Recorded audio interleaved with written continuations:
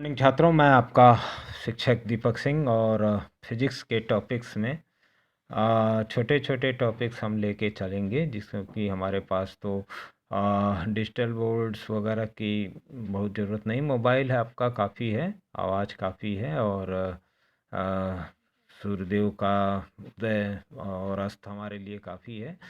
और इससे भी हम समझेंगे कि एक टॉपिक आज हम समझने की कोशिश करेंगे 2 मिनट में कि तरंगाग्र वेव फ्रंट क्या है। ये जो है आपका तरंग में आता है। तरंग चैप्टर में आपको तरंगाग्र वेव फ्रंट, तो इसका टॉपिक भी कंटेंट भी यही रहेगा। और ये क्या है इसके बारे में हम एक पेज में इसको समझने की कोशिश करेंगे। मैंने आपके लिए पेज लिया है और बहुत ही आसान है ये पेज।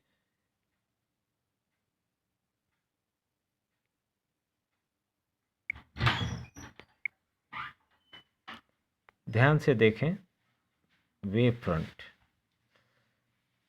आराम से स्क्रीनशॉट भी ले सकते हैं। किसी माध्यम में किसी क्षण खींचा गया ऐसा काल्पनिक पृष्ठ जिसमें सभी कण कंपन समान कला में हों। जैसे आप ईटा मैंने आपको तालाब में क्लास में बताया था, वैसे तो समान कला में कंपन करने वाले कणों के बिंदु पथ को, उनके रास्ते को हम तरंगाग्र कहते हैं।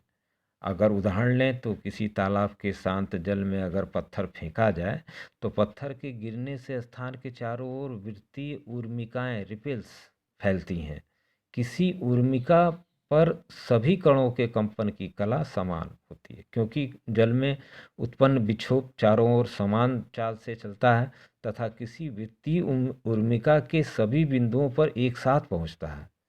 अतः प्रत्येक वृत्तीय जो आपकी ऊर्मिका है वो तरंगाग्र है। उदाहरण के रूप में आप समझे इसे।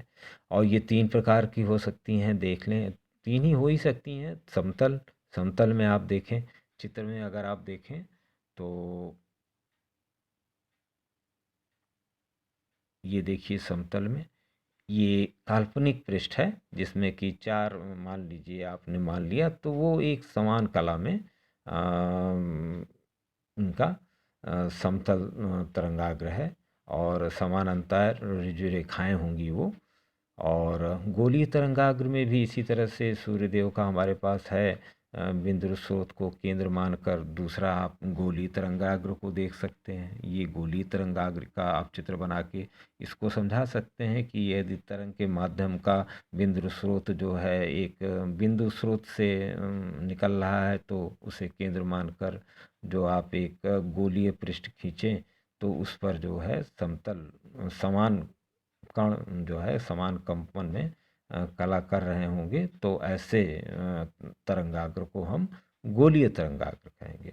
उसी तरह से बेलनाकार को भी आप कह सकते हैं कि अगर माध्यम के तरंगें एक रेखीय स्रोत से उत्पन्न हो रही हैं और वे सभी दिशाओं में संचरित हो रही हैं, तो रेखीय स्रोत को अक्ष मान लीजिए आप, एक्स एक्सिस वाई एक्सिस। तो किसी भी त्रिज्या पर बेलनाकार पृष्ठ खींचे तो उस पृष्ठ पर स्थित माध्यम के कण समान कला में होंगे। इसी प्रकार के तरंगाग्र को हम बेलनाकार कहेंगे। इनकी किरणें त्रिज्य रेखाएं होंगी। ये आपका एक छोटा सा सवाल 1 नंबर का, ये आप यहाँ देख भी सकते हैं। मैंने जो कहा वो इसमें लिखा भी है और आप इसे स्क्रीनशॉट में भी ले सकते हैं और आराम से इसे समझ भी सकते हैं। मैं आपको के लिए ही काम कर रहा हूँ छात्रों, और फिजिक्स के टॉपिक्स कंटेंट जो छोटे छोटे होंगे वो मैं आपको ज़रूर दूंगा, क्योंकि 1-1 नंबर के सवाल, 2 नंबर के सवाल आपसे यही पूछ सकता है। तरंगाग्र क्या है, तरंगाग्र कितने प्रकार का होता है, ये इसके अंदर कोई उदाहरण दे दीजिए।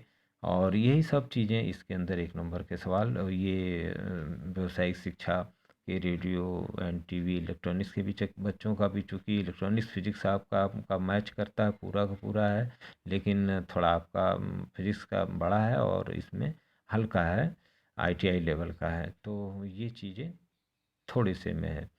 तो ये टॉपिक 1 नंबर 2 नंबर का ज़रूर आपसे पूछा जाएगा क्वेश्चन, क्योंकि इस बार क्वेश्चन पैटर्न कुछ बदलेगा ज़रूर और उसमें इस तरह के 1 नंबर 2 नंबर के कंटेंट्स आएंगे और उसके बारे में आपको डीप अध्ययन, मतलब उस टॉपिक का कंटेंट का बारे में डीप मतलब नॉलेज होनी चाहिए। तो तरंगाग्र आप आज समझ गए। ये छोटा सा टॉपिक इसी तरह से मैं फिजिक्स में आपको देता रहूँगा और हो सके तो सब्सक्राइब अब करना शुरू करिए। 2-4 साल हो गया, अब थोड़ा सा हमारे पर भी सब्सक्राइब और अगर अच्छा लगे तो ज़रूर कमेंट करिए। अगर कुछ दिक्कत हो तो नीचे लिख दिया करिए कि सर थोड़ा सा इस तरह से नहीं, इस तरह से, या फिर मत ही करिए। तो बहुत बहुत धन्यवाद छात्रों आपका वीडियो सुनने के लिए।